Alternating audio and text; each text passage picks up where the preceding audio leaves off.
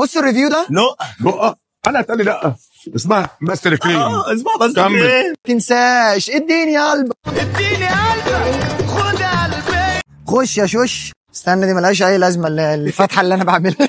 كله من ياسمين عز من ساعه ما قالت خدي فلوس من جوزك يا شيماء ولقه والدنيا باظت. اخش يا شوش. الفراوله الاوريجينال شغال.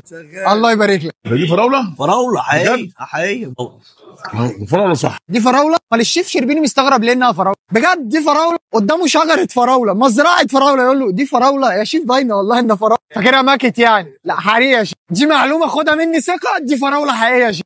دي المانجا دي الحلاوه. وطبعا الشيف مستغرب كالعاده. ايوه يا شيف دي المانجا. انا بس قبل ما ادوق خايف من الشيف. هرى بيسو ضرب في الفيديو ده. انا مقلق يضربني ويضربك واللي بيتفرجوا كمان يجيبهم ويضربوا. استاذنك يا شيف ادوق لو مش هيضايقك لو مش هيعصبك يعني. بس قبل ما نبدا ما تنسوش ان الاكل اذواق. السمك صحاب مش طواجن وانا مش بلوجر. انا جاي اهزر. بسم الله.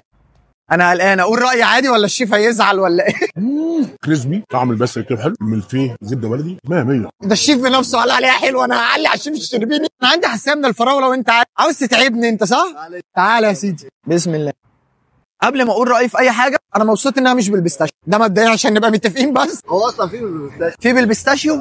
يعني دي الاوريجينال بس لكن في بالبيستاشيو جوه هم مخبيين. بس احنا الحمد لله عدينا. انا طالب ساده ومانجا. ما تقوليش بيستاشيو هتجنن. ما تقوليش بيستاشيو بتضايقني. مش عايز اسمع بيستاشيو تاني. انا اي حاجه خضراء في البيت ما بقتش اكلها. مانع البسله تخش بيتنا من شهرين. فاصوليا البيض. لا الفاصوليا البيضاء بحبها بس دي علاقتها بالبيستاشيو مالهاش علاقه. دايما انا عندي مشكله في الملفيه. في العادي هو بيبقى تقيل. عارف الملفيه لما بتاكله من اي مكان بتاكل قطمه او قطمتين وتحس اللي هو حلو قوي كده. مش هقدر اكملها والله. مين اللي قال الكلام؟ اي مكان باكل منه الملفيه باكل قطمتين ثلاثه. يا ريت يا جماعه تقولوا لي في الكومنتات علشان انا عندي مشكله مع الراجل ده دلوقتي. عشان الشوش مجنني بيقول لي ازاي انا باكل 4 5 من الفيه. ده خفيف جدا على البطن. هي نص واحده واخلي النص الثاني بالليل. ده معروف الملفيه تقيل في اي حته. انت بتاكل 4 5 انت عندك مشكله. انا عاوز اقول اللفه دي كلها علشان اقول ان الملفيه هنا خفيف مش تقيل زي اللي بيتعب بطن. ما تخافش كريمه البيستري اسمها ماستر كريم.